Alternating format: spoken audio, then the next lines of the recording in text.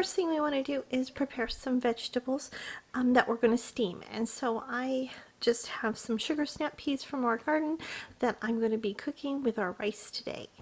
Okay, our next step is to get our water boiling, which it is here, and add our rice, and then just give it a quick stir. Just like that. And here's our vegetables, and we're just going to add those in.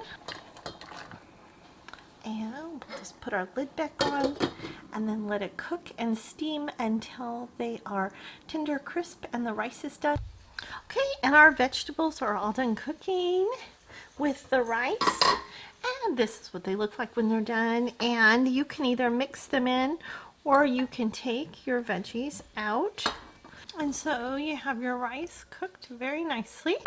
And you have your vegetables steamed too right alongside them.